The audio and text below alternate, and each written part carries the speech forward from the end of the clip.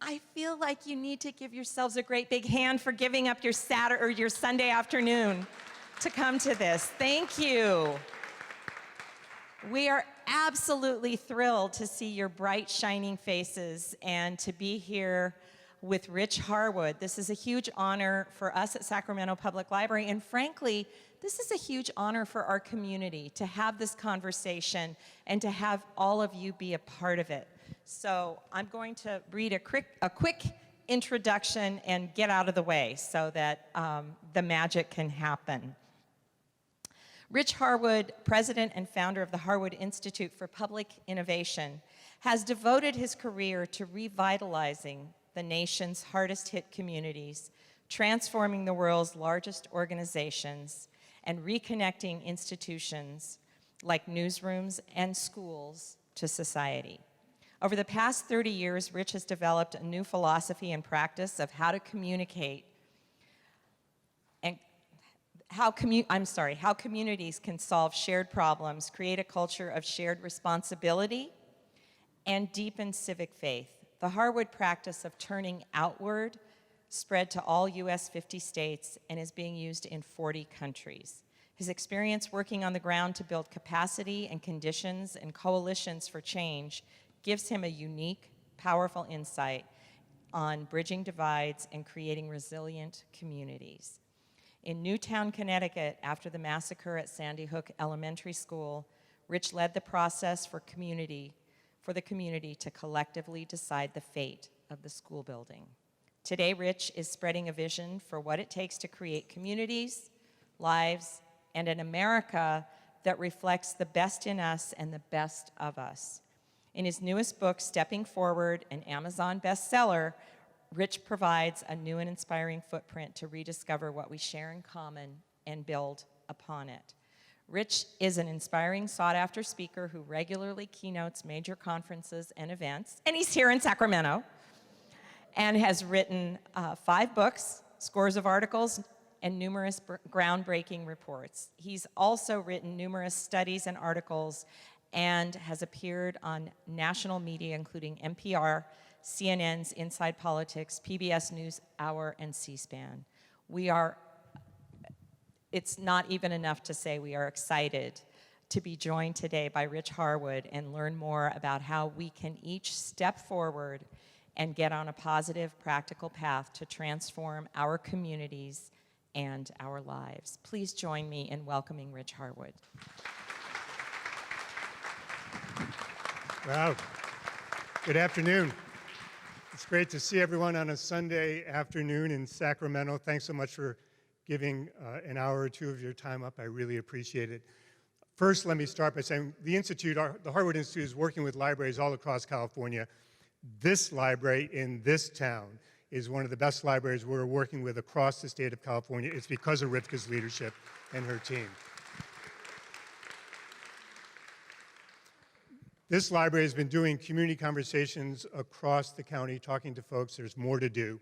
But as I was reading the report on the way out here, I heard many things that I hear across our country, that people here feel as though they need more safety, that there's a need for greater respect in the community, that our kids are going to inadequate public schools and we're afraid to send our kids into those schools, and that we don't know how to have a civil public discourse to solve our problems in this community. Does that sound familiar?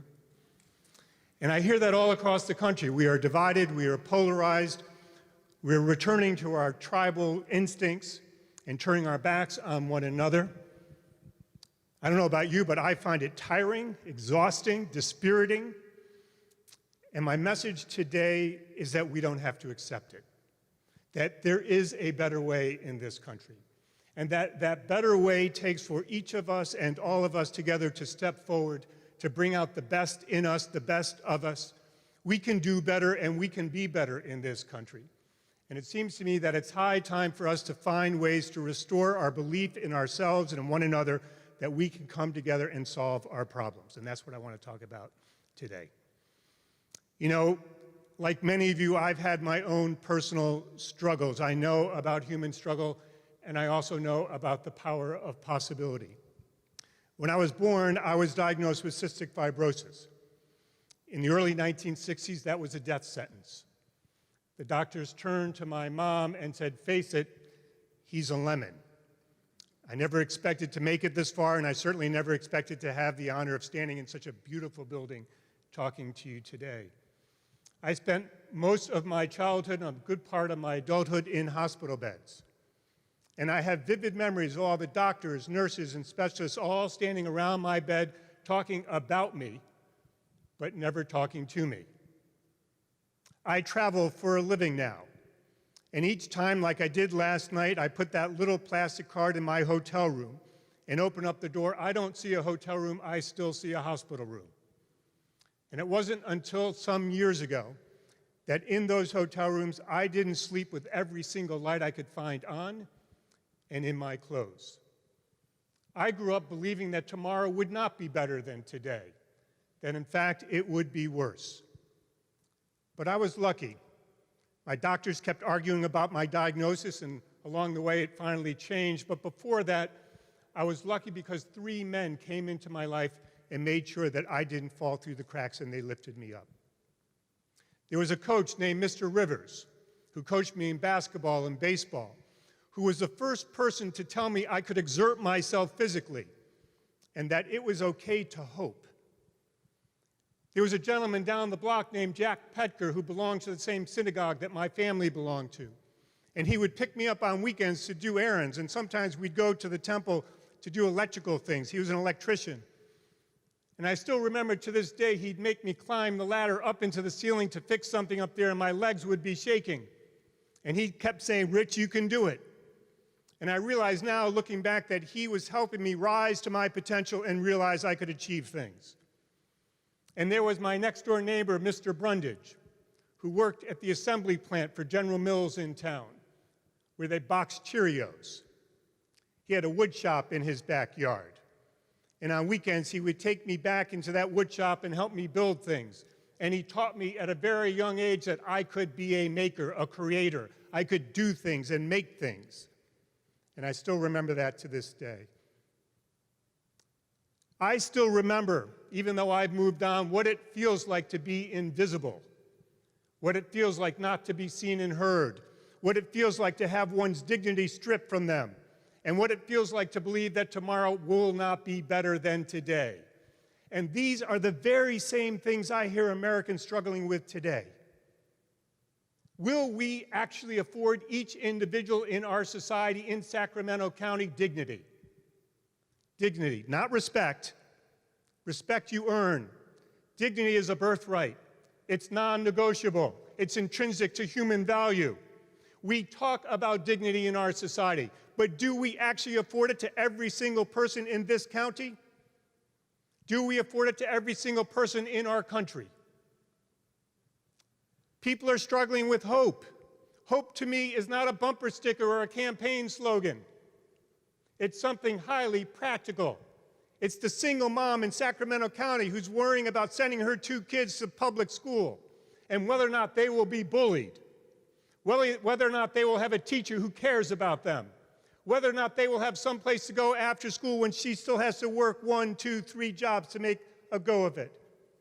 She wants to know, will her kids have a chance at the American dream and be able to fulfill their God-given potential, regardless of the color of their skin, regardless of how much money she makes, regardless of where she lives in this county, regardless of what kind of car she drives.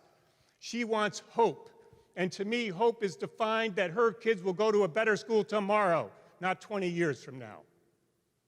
And I think people are wrestling with whether or not community will actually be a common enterprise. Do we actually care about one another? Do we actually believe in one another? Or will so many people in Sacramento County, in California, and across our country have to go it alone on their own? That's what people are wrestling with today. But here's the good news. I hope you didn't think I was just bringing bad news, because here's the good news. We can act on dignity, hope, and community. I'm working in a community in Kentucky, of all places, Clark County, Kentucky. When we started to work there 3 years ago, the kids were going to blue ribbon schools, but they told us they felt abandoned. The community is racked by an opioid crisis. Church leaders are sowing division between and among themselves and within the community. And there is a history of racism going all the way back to slavery and still existing today. And in 3 short years, the people you least expected, in combinations you'd least expect, taking action you'd least expect, have come together and are moving this community forward.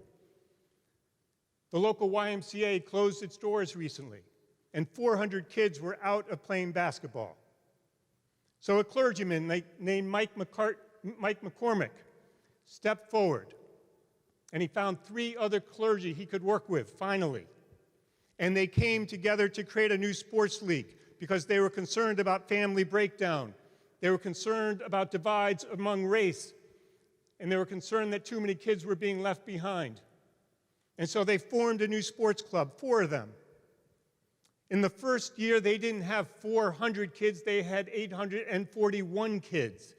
In the second year, they had 1,000 kids.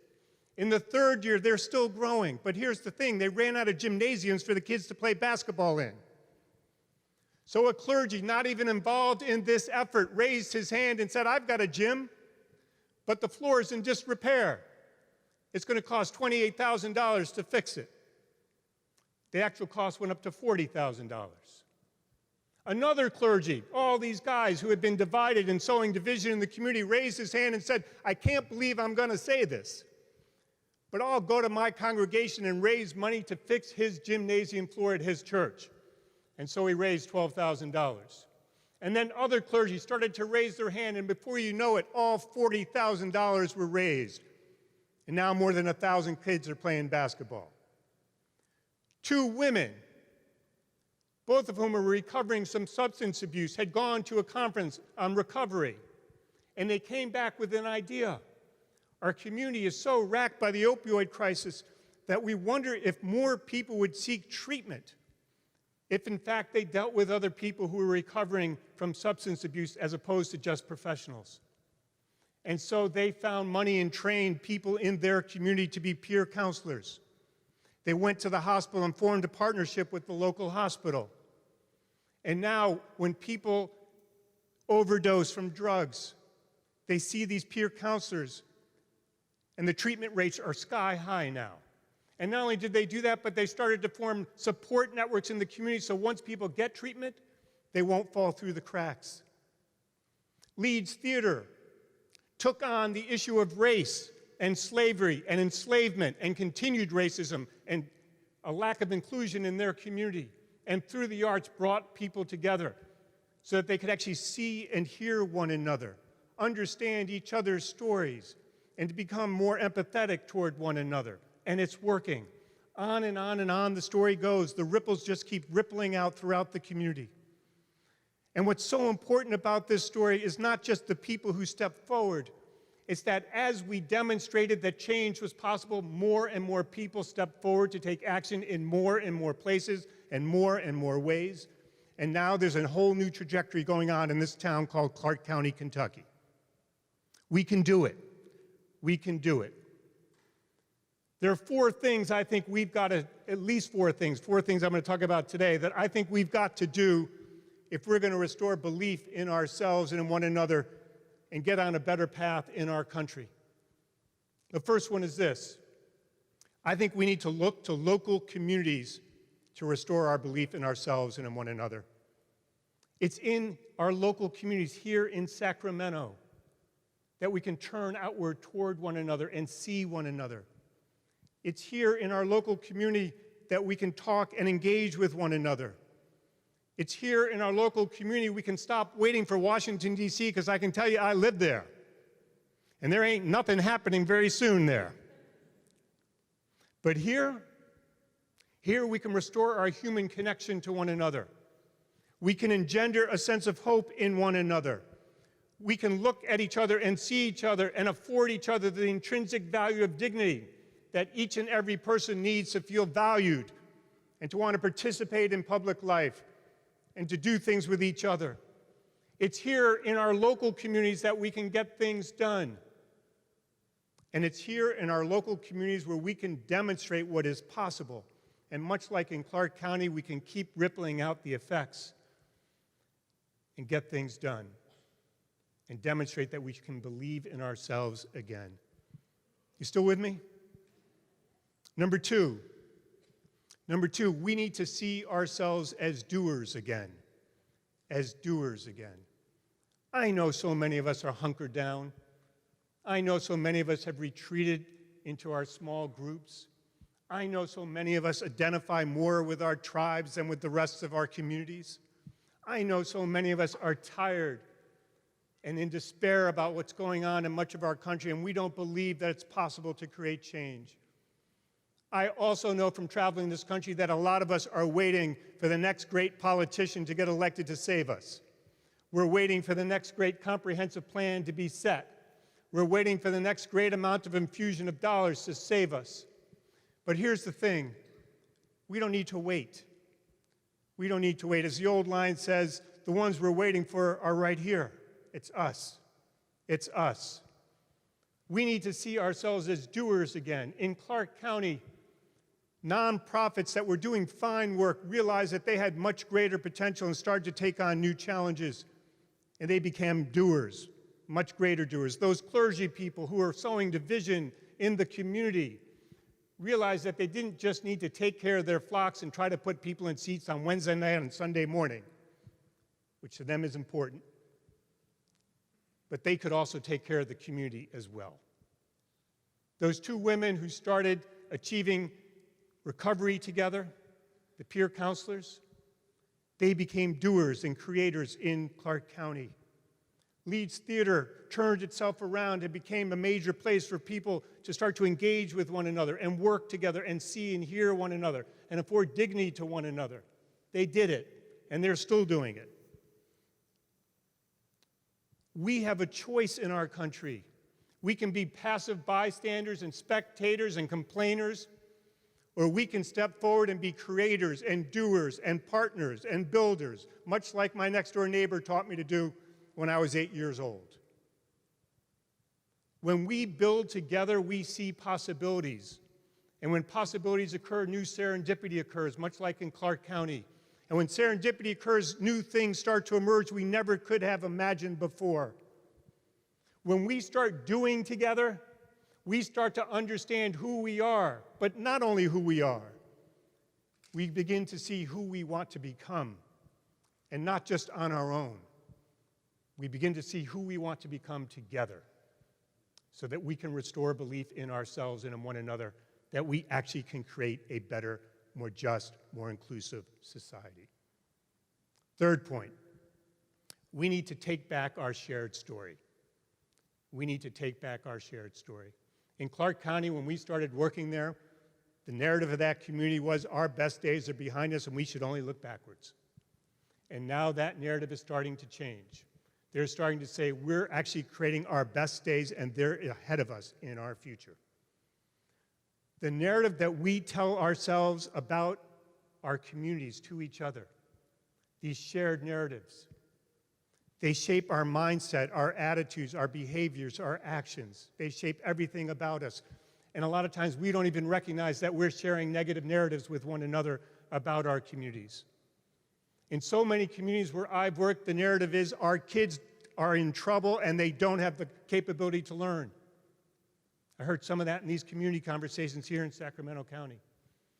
I've heard narratives of I'm for me and you're for me. I've heard narratives of I'm waiting for the next mayor to get elected to save us, right?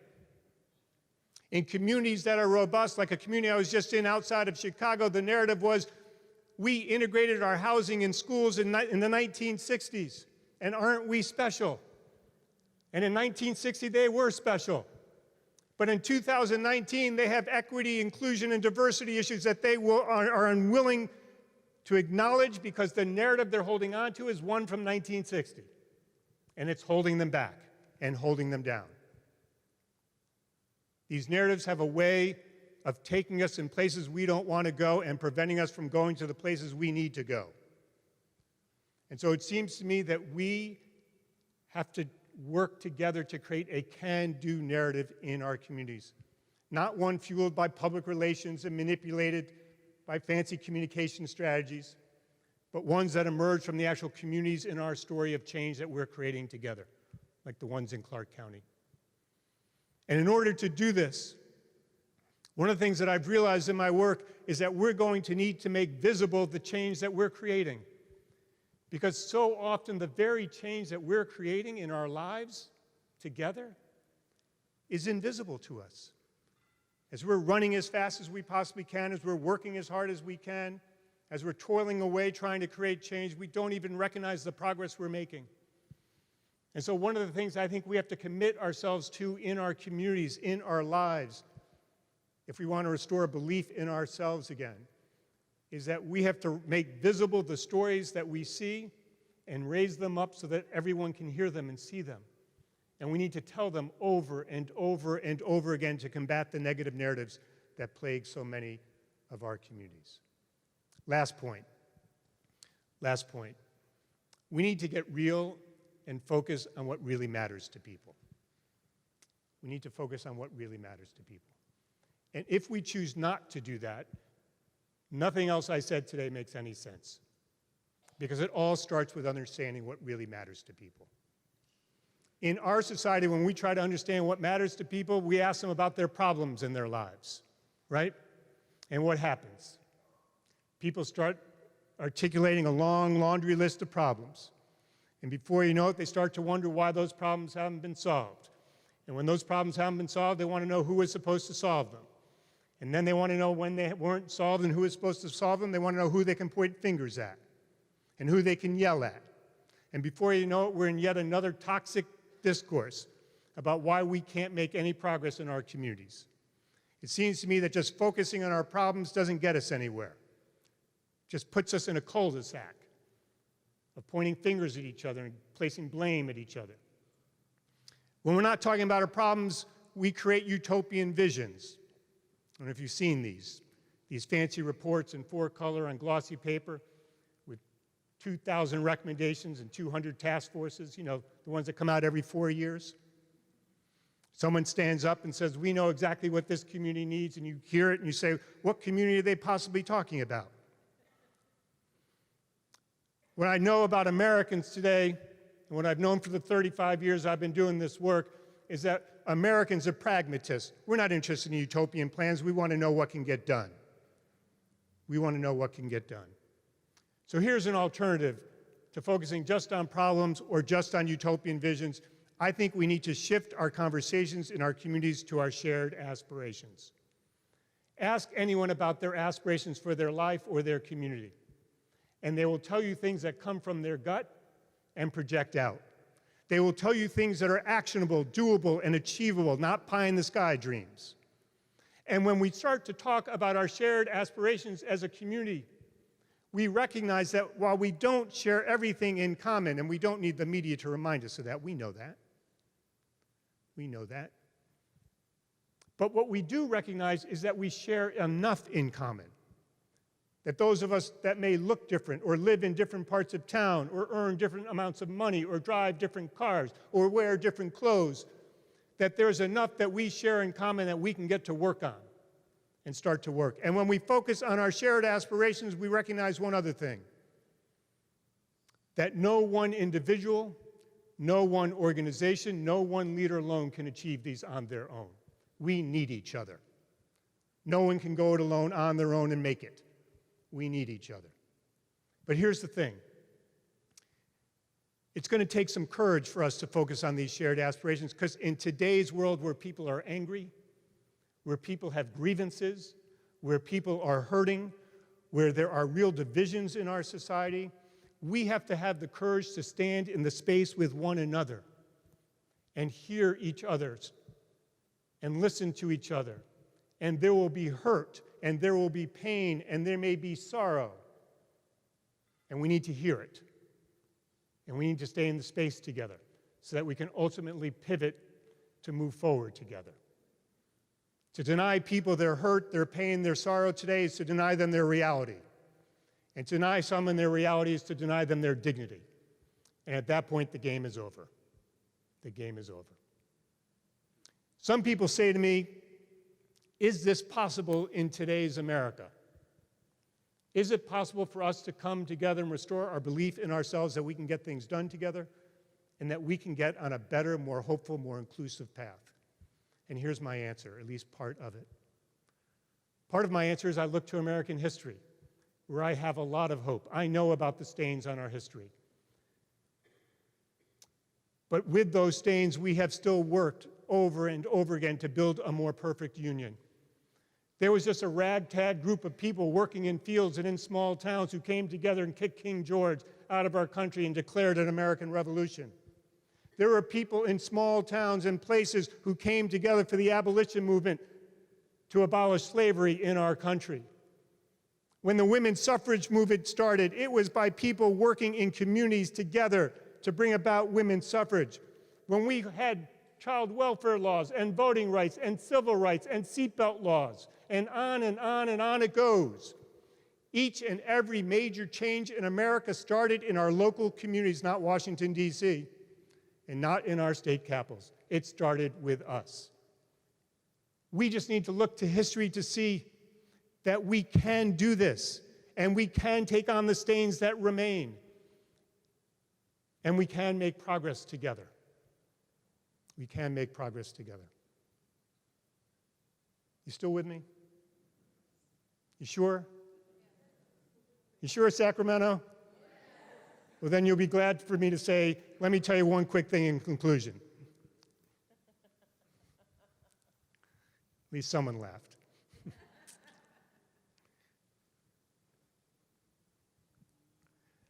I will never forget sitting in a hospital bed throughout most of my childhood and the feelings of what it felt like to lose a sense of dignity, to lose a sense of hope, and to hope that some community would come save me, which they did. I experienced that same feeling again, as Rishka said, right after the Newtown massacre. You all remember that, right?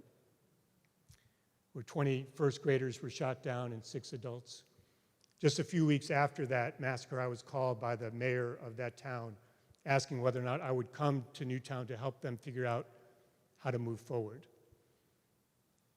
When she called me and asked me at first, when I hung up the phone, I thought, why me? I'm not the person to do this. I don't know how to do this. There's no roadmap for it. I'm not prepared to do this. And then as I thought about it more, I realized that I wasn't powerless, that I could step forward, that I had worked repeatedly with communities in trauma, and that I had experienced my own trauma that I could draw on. And so I accepted the assignment. And when I went there, I realized that the assignment was more than just what to do with a school building. It was fundamentally about whether or not a community could pivot from trauma and despair to healing and hope. Whether or not the community could pivot. The mayor had set up a task force from 4 governing boards of 28 elected officials, all of whom were divided from one another and at odds with one another politically. All our meetings were held in public, all of them covered by CNN, the Wall Street Journal, the New York Times, banks of television cameras, and radio stations and newspapers, every move we made. And we worked this task force through a set of options about what to do, first about their grief, then about what steps they might take. And the day that we announced that we were ready to make a decision, and the Wall Street Journal had run an article to that effect, 30 school teachers from Sandy Hook Elementary School released a letter saying that under no conditions would they ever go back to that school. And so that night, with hundreds of people from the town there ready for us to make a decision, we decided to clear the room and bring the teachers in. It was just the 28 task force members, the 30 teachers, 2 psychologists, and myself. And I'll never forget the harrowing stories they told. And when we went back to the public meeting that night, when hundreds of people filed back into the room, I remember standing up and saying, as much as we thought there would be a decision made tonight, there will be no decision, we're not ready. And in fact, on that night, everyone thought the whole process would break down and that people would go their separate ways. And in fact, when I got back to my office the next day, I got calls from the New York Times and Wall Street Journal saying, we told you it would never work. We told you it would never work. When we reconvened for our last, hopefully last meeting, there were still divisions among the task force about what to do. So over the course of 3 or 4 hours, long into the night, we worked and worked and worked. And finally, we reached a decision. And you know what? It wasn't just a decision. It was a unanimous decision. The people of Newtown, in the face of such despair and trauma, in the face of inexplicable things that had happened to their community, in the face of unfathomable grief, held it together. They brought themselves together, and they made a decision to move forward together. Now it's our turn in this country for us to come together here in Sacramento County, to find ways to bring ourselves together, to see and hear one another, to afford dignity to each person, to pursue real hope, not false hope, and to make community a common enterprise again so that we can believe in ourselves, that we can get things done together. We can find a better way here in Sacramento County, and I'm convinced when we find it here, you will help the rest of the country find it, and we can move our way into the future with our heads up high, proud to be Americans, moving forward and accomplishing what we think is important. Thanks so much for having me.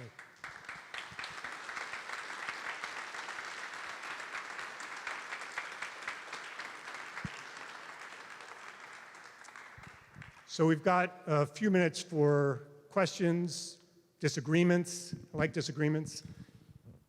There's a mic coming back to you, sir. You want to take which side? I'll go to the back. Okay. Okay. Let's go all the way back first. We're going, you'll be next. My name's Ralphie here in Sacramento. First, I thank you for your presentation. You know, in the age of Trump, and I'll be very quick with this question, and I am going to go there, this question. Okay. Some of you guys might be shocked that I'm going to ask this question.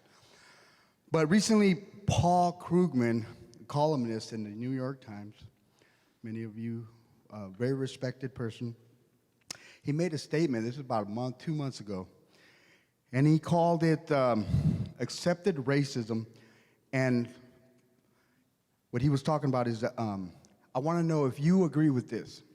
He called Fox News, which is Hannity, Carlson, Limbaugh, Gingrich, the conservative right wing, a systemic, supportive, domestic terrorist network. That's pretty strong stuff, but only in the age of Trump can, because I know you were talking about the massacre, but what about the massacre in El Paso? That guy was coming to kill Mexican immigrants, people who look like me. And he ended up killing immigrants and U.S. citizens. This is amazing that I believe in my 50-some years of my life that I'm living in a great country of the United States, that so big of a percentage of this country is supporting this kind of open, accepted racism. And Fox News, I do believe that Paul Krugman was right in that, making that systemic, whatever it was. Terrorist Thank you. network, yeah. Thanks for your question. Yeah, and as you know well, it's El Paso, it's Parkland, it's Dayton, it goes on, and that guy did drive a long ways to, as you said, to shoot down Mexicans. And I think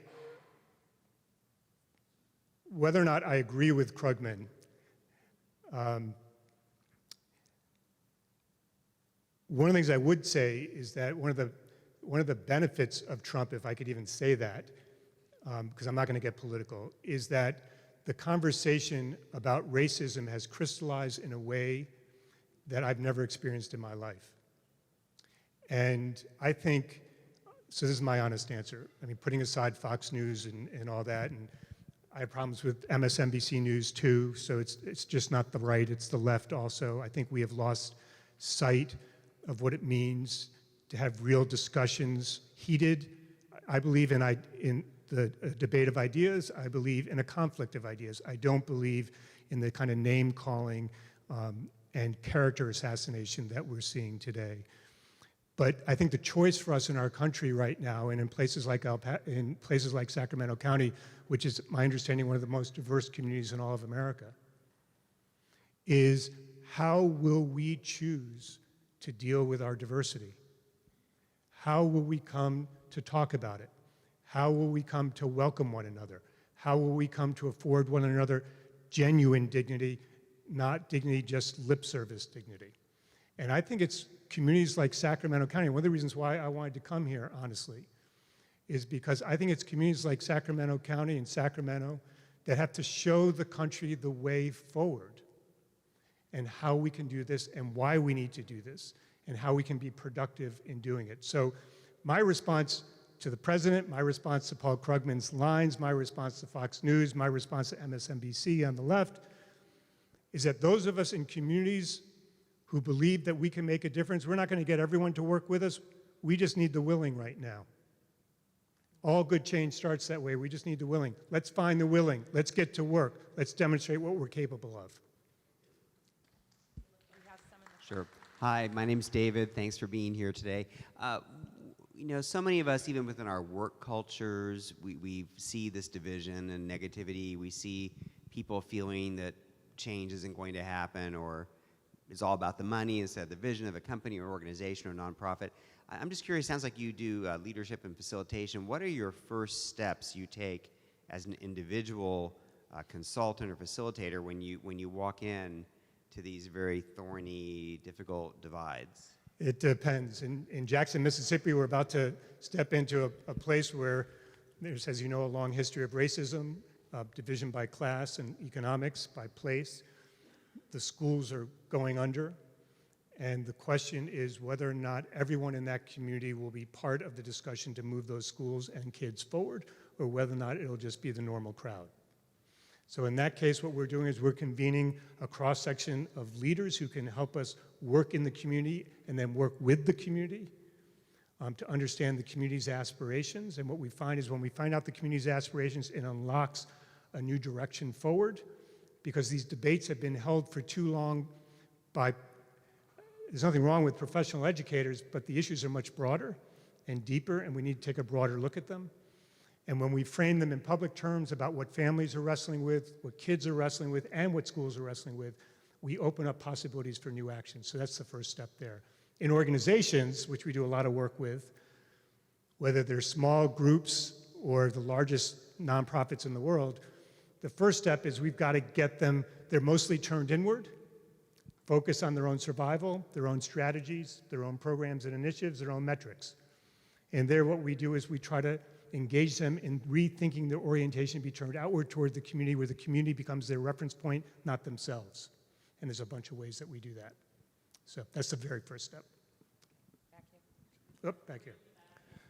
All right, my name is Edwin Edebiri, and I'm the Chief Happiness Officer. I just want to say thank you for what you do, and I also want to challenge the audience that what Mr. Harwood do is not easy. No. Everybody here will agree that we need it, and there's a good chance, come tomorrow, we'll go back to our regular grind, and we'll forget about it. It's not going to happen by itself.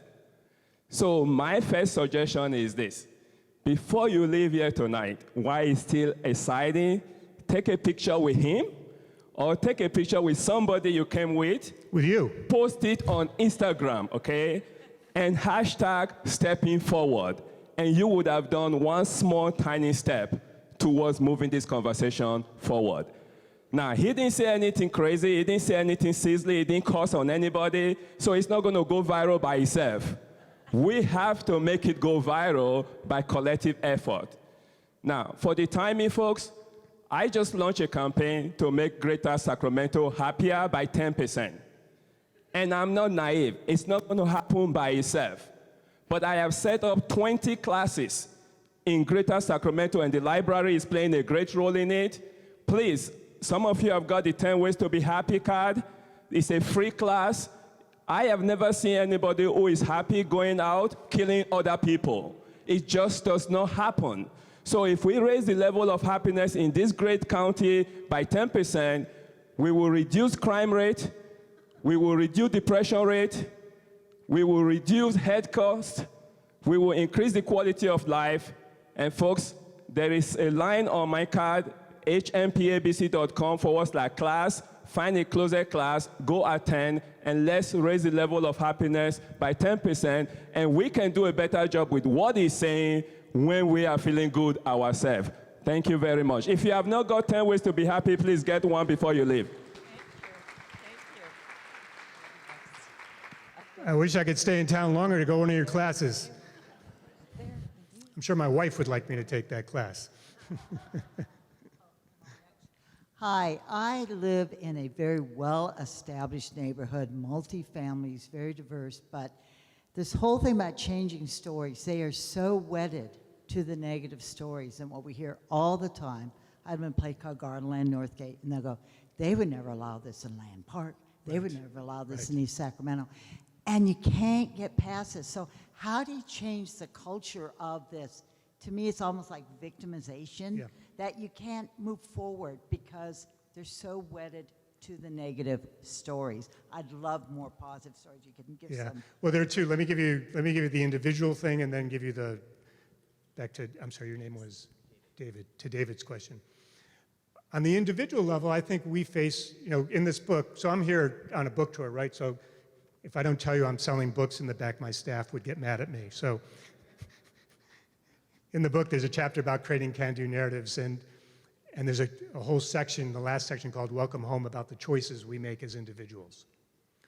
And I think when we're hearing those stories, we are making a choice about what to do. Do we let the stories go? Or do we say, when the time is right, I just heard something that actually something else happened, something more positive happened, and just start to slowly introduce these stories. So I think we have, it happens at work, it happens all the time. We have a choice we get to make about whether or not we're going to go along with these stories. And I think what's really important about telling counter stories to develop a counter narrative is the stories have to be real, they have to be authentic. I talk a lot about civic parables in the book, right? They're not always the most successful stories. They come with when we fall down and get back up. They're never finished. The things we need to do aren't going to be finished anytime soon. We need stories that just tell us we're on the right path. So that's one thing. I think to David's point, what I would say in the communities where we do work, where we're working with a whole community, or a large part of a community, is that we begin to work with organizations and groups and networks of people, and the individual doing the happiness training, to start to introduce, to seed the community with alternative stories. What we call these civic parables that have emerged out of the community of people coming together and working together. And these stories, as I said, have to be authentic. They have to tell about how people started out to do something, how they made some progress maybe, how they fell down, how they got back up, how they changed directions, and how the work continues. But we need to seed our communities with these stories. It goes back to the gentleman who asked about Fox News, and when I said MSNBC, we need counter-narratives to the mass media that we have right now. And those are going to have to come from within our communities. So. Thank you.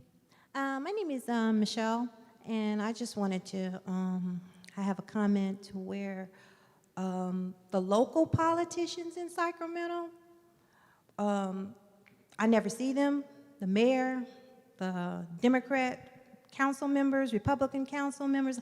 I can't name one person that is on the city council board because you never see these people. You never see them in the communities, you never see them in churches, you never see them at any social events. It's just like they're public servants, they have a job, but they're invisible. Now, Sacramento, basically, I've been living here off and on for about 25, 30 years. I've lived all over the country, Los Angeles, Atlanta, Chicago. And, well, Sacramento, we do have a major problem with homelessness. We have a major, major problem for years with race relations. Mm-hmm. Black and white people here, they're divided. It's always been like that. It's a major crutch on the city. It really is. It's also a major economic problem. You have, you have rich people. I mean, yeah, they make money. It's nothing wrong with being rich. I love money. I love money. There's nothing wrong with being rich and prosperous. Everybody should want to be rich and prosperous. But you have thousands of people that are laying out on the streets right now. I can go out there on the sidewalk, and I can see people that are drained of their hope, they're drained of their life, they're tired, they're dying. Their spirit is dying because they want one basic thing: shelter, a warm place to live in from out of the rain, in the cold, a place to, hey, I gotta use the bathroom here. Where am I gonna go to use the bathroom? Over there in the bushes? Oh, no. I'm camped out over there at City Hall. I got, 50 tents over there, and I got feces, and I got urine all over the place. And so, I mean, is this America? Is this America? What I'm saying is that if you're a public servant, Democrat or Republican, if you're there for the people and you're working for the people, you need to tell the special interests, hey, I'm not working for you guys. You're making millions and millions of dollars for me to be the face of your policies, but I need to work for the people, because it's basically, it's going downhill to where you have to, it's a spiritual drainage. And just like I was gonna vote for Bernie Sanders, okay? I believe in $15 an hour. That's not much money, but for a person that's working a minimum wage job, 10, 12 hours a day, working on a dead-end job, $15 an hour is a good thing. Yeah. But then I turned around and I switched when I watched the debates with Hillary Clinton and Donald Trump, and then he said, hey, what do the black Democrats have to lose? Vote for me. And I said, okay, after 30 years of voting Democratic down the line, I went and I voted for Trump. Wow. So I'm going to take the first part of your point. And look, I think there are, well, let me just take the first part.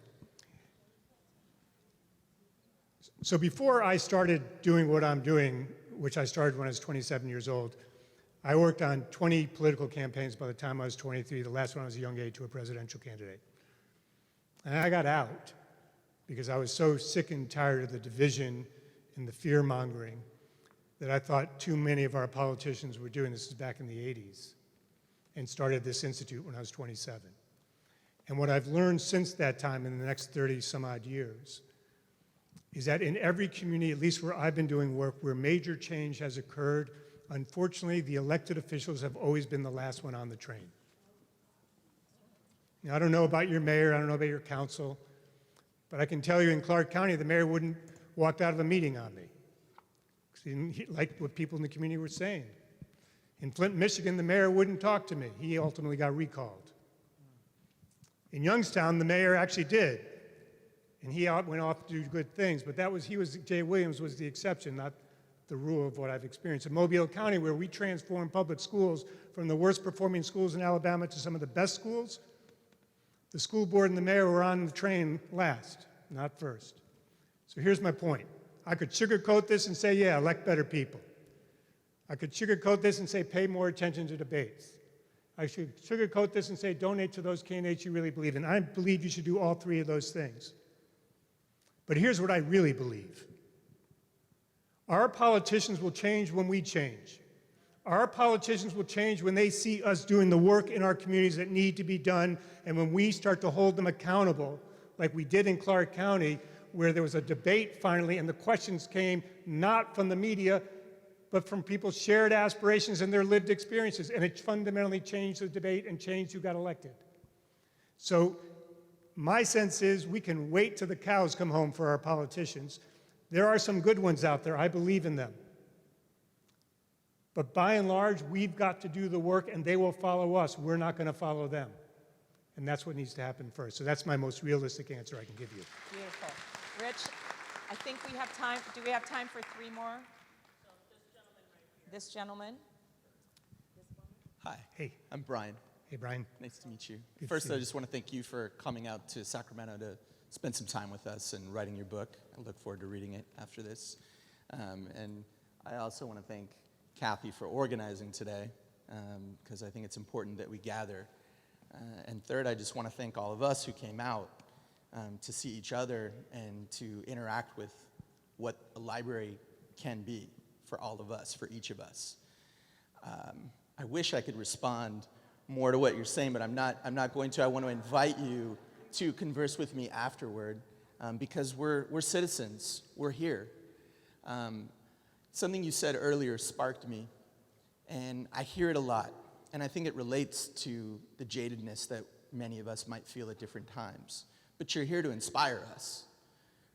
One of the facts that you mentioned is that Sacramento is one of the most diverse cities, regions, really in the entirety of the United States. We're often top 25 media market. They use us to study how they should do a campaign in the rest of the country because we reflect the diversity of the country. But the problem with that is, look at our room. This is a diverse room, comparatively. Could be more, let's be honest. But the problem is, diversity is just a fact. We can recognize a fact. You asked us what we would do with that diversity, and that brings to mind integration, which we lack, right? Integration is the work that's left for each of us to do. And so you came here to inspire us. I heard we should raise the happiness factor by 10%. I agree with that. So I'm going to build on what he asked us to do, which is, can we take 3 actions to integrate our personal lives? A week ago, I witnessed a shooting 200 feet from my door, right after my better half got back from walking the dog. A couple months ago, there was one right in front of my house. And I live in a neighborhood that's quickly regentrifying, not just revitalizing, really regentrifying, which is going to push a lot of people out. But I think that in here and out there, we could build 3 ideas and 3 actions. And so I hope that that's the work that we take away from today. And I'd love to know what you have seen in the country in your experiences that have built integration out of the diversity that we already are. Great, thanks, Brian. Well, let me just tell you what they did in Clark County, which was the place where people least expected it, right? So a group of black and white folks began to meet together. One was a pastor, other folks were just from different parts of the community. They began to do work on race and racism and inclusion. And at one point in the process, they took a pause from their work and realized that actually they, folks around the table, needed to do more work before they could do work with the community. So they stopped to do that work, right? Some people would say that was a failure. They weren't moving fast enough, but actually it created a much stronger foundation and a much richer understanding of what they needed to confront. That then moved to work that they began to do, actually going back to the question about candidates, where debates had always been held in the white community, driven by questions by whites. And so they decided as a group that they were going to hold the candidate forum in the African American community at one of the churches. And the questions were going to come from the community, not from the media. And so that was the first time. It's just a symbolic thing, but in terms of integration, it was the first time that people had actually been together around a candidate debate and asked common questions. Leeds Theater, with their help, then began to put plays together based on people's experience in the community, where the script was both from people's experience and the actors were people from the community. And it was the first time in that community that people had actually said out loud things about their own difficulties, things about their own challenges, things about their own discrimination that they had experienced, whether they were straight, gay, black, Hispanic, whatever. It was the first time, and it led to a much deeper conversation that's still going on in the community, which I could keep telling you about. But those were just three, seem like small steps. But someone mentioned the word viral before.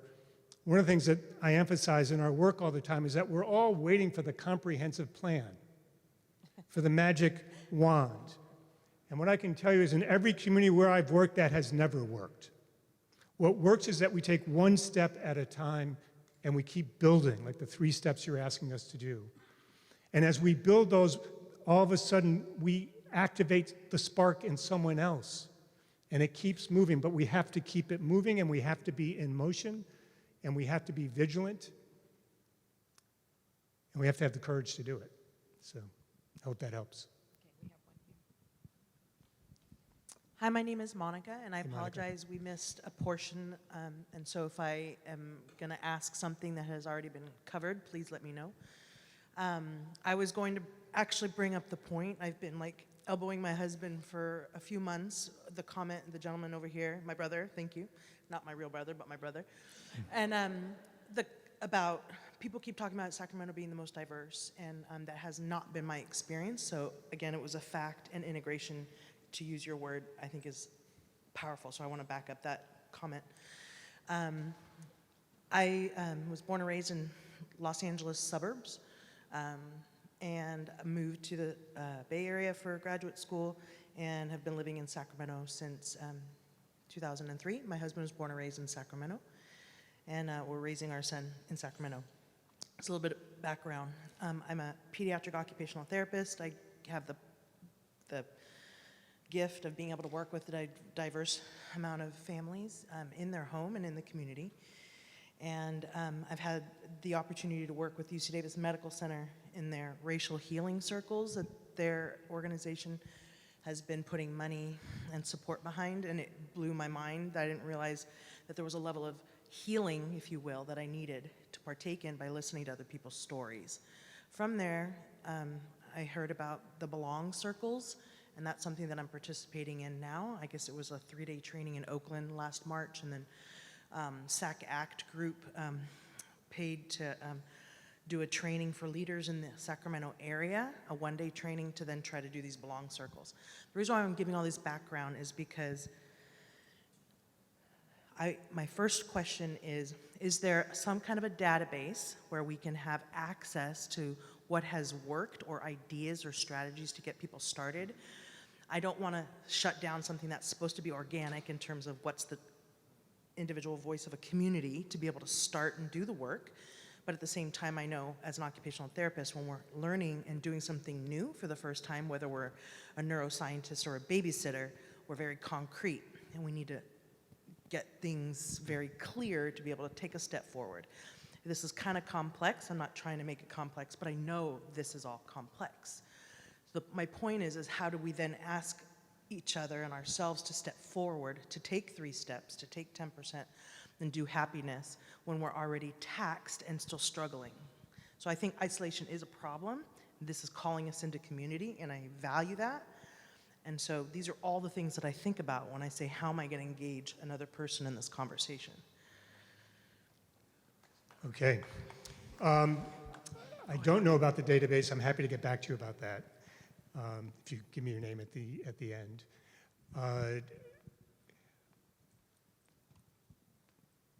I think that, so I think like the belonging circles and other things like that, there, as you know, or as you intimated, there are a number of things like that that can work. One of the things I just want to emphasize is that, and I've been talking to lots of folks in Mississippi about this in our work, is that I think talk is really important.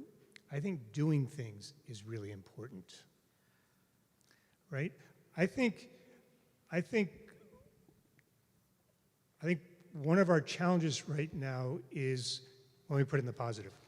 We all know that when we start to do things together, we start to recognize that we each have innate capabilities. I have a chapter on this in the book. We each have innate capabilities. That when we see our innate capabilities, we start to see each other differently. When we start to rub elbows with one another, rub shoulders with one another, or like the guy did when I was 8, climbing up the ladder, holding a ladder for one another, right? All of a sudden, we're building trust and relationships. And I know this is really at a small level.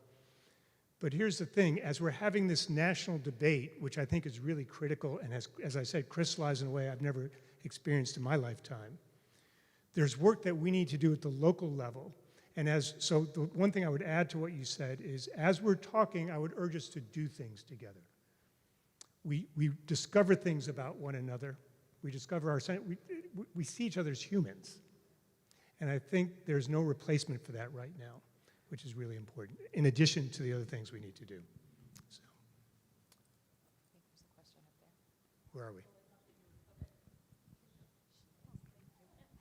Hi, my name is Catherine, and first of all, I want to thank you and let you know I could actually feel the spiritual truth and the experience in every word you spoke, and I empathize with it.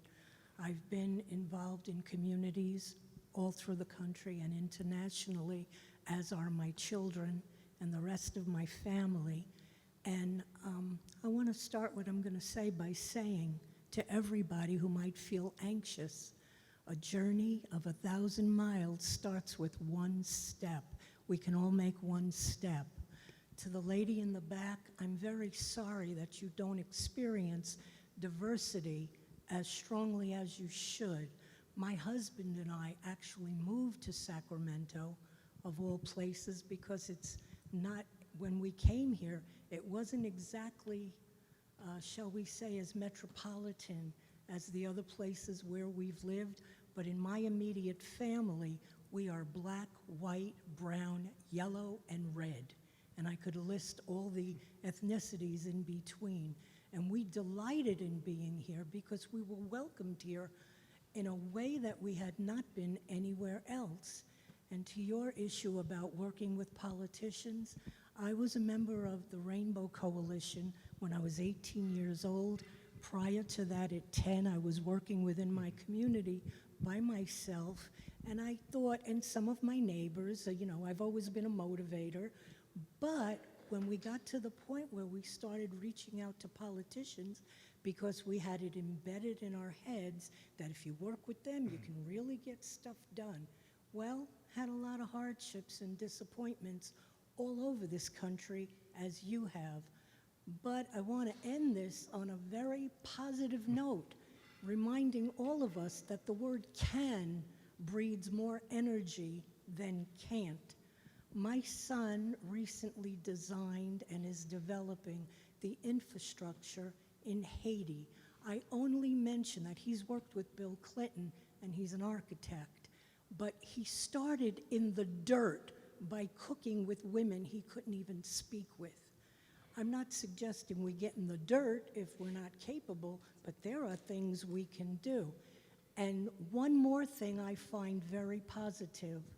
Yes, we have to come together and share our heartbreaking stories, and I'll bet everyone in this room has had trauma, disappointment, or illness. We live in America.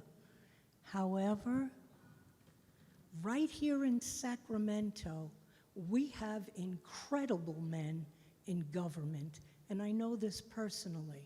When my son's firm here in Sacramento could not come up with all the money for a project in El Camino to take people off the street and to put together a therapy center and a sports center for kids that had hardly a chance to survive, let alone get in good schools, our former mayor, Kevin Johnson, took $9 million out of his own bank account and handed it to Monaghan and Associates.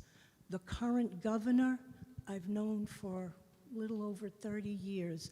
I know him before he was even an assemblyman. That man has stood and built with his own two hands soup kitchens. I've seen him go out and clean up the community with his own two hands. I've seen him lay on the floor with people that were not only homeless, but drug addicted and drunken, and he'd have me come with him and take notes to find out what their ambitions were before they fell apart and what they really want to do with their lives. I know for a fact we have a governor right here at the Capitol who will open his doors to people if you go through the proper channels, which can be frustrating. It could take you 2 months to see him, but I can guarantee, and you can tell him, Catherine Anzalone said that she guaranteed it. He'll probably kick me, but he will listen to you. And as for Darrell Steinberg, the man has raised millions to put up not only affordable housing on G and H streets, there's a new complex going up, and hang in there. There are 3 more projects that will be done within the next 2 years that should be taking at least 400 people off the streets. Thanks. Thank you. Thank you. Good afternoon, Mr. Harwood, and thank you very much for coming to Sacramento. My name is Robin, and I work for a local nonprofit organization, and I've been blessed to be able to work with a number of the people who are in the room. I'm very excited to see lots of my soldiers in the struggle. And so I say thank you very much for raising this conversation here, first of all. And second of all, I'm going to slow pitch you a question so you can end us on this note. How, when we are tired, weary, and overwrought with all of our personal struggles, do we find the strength and resiliency to come together as community to be better together than independently?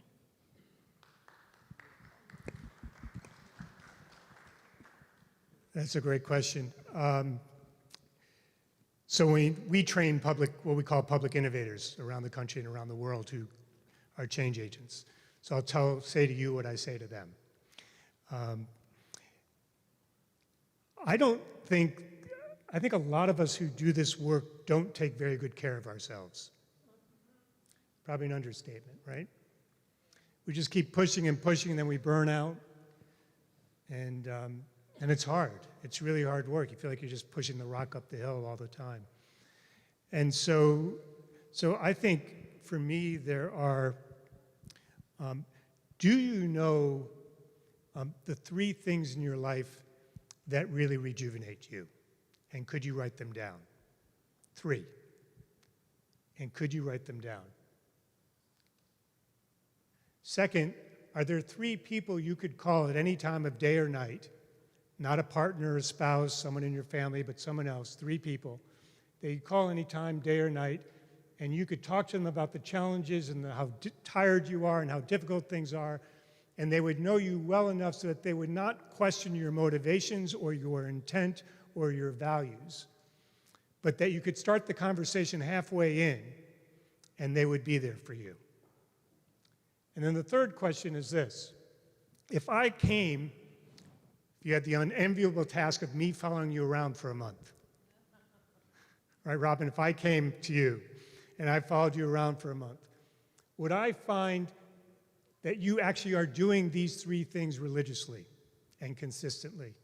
Or would I find that you maybe had them in your calendar, but if I went to your delete file, I would find them deleted because you put a meeting over them? And when you do them, how often and how consistently do you do them, right? And if I called those 3 people up that you said you could call at any time, would I find that they said to me that, Robin, you actually called me? And when you called me, you actually made yourself vulnerable. And when you made yourself vulnerable, you're actually willing to hear what someone else had to say without feeling that you had to be defensive because you weren't quite sure if they truly understood your motivations or intent, or if whether or not they were really walking beside you or doing something else. If I checked out those 3 people, would they tell me that it actually was happening on a regular basis, not once a year, but on a regular basis? So that's what I think we need those of us in this line of work, those of us in our communities, those of us in our daily lives, no matter what you do and no matter who we are. I think if we want to be of service to other people, then we need to be in service of ourselves.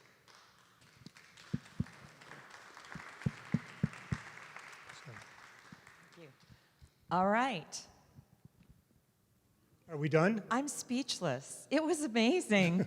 No, Thank you so much. all. So some of you were invited or signed up for an additional session, but you know what? We agreed that anybody who wants to stay is welcome to stay. We're going to move into the East Meeting Room. Those of you who want to head out and think about all the things you want to think about, I hope this was what you expected. I hope this actually touched your heart the way it touched mine. We want, you know, the library serves our whole community. We have libraries in Ileton and North Highlands and Sacramento. So we believe in all of Sacramento County, but we're just a piece of this. This is really about the community. This is about everything else that's going on. And the fact that you all gave up a Sunday afternoon to come to this just fills my heart with gratitude and love. So thank you. And let's please give Rich another thank you for coming all the way out here.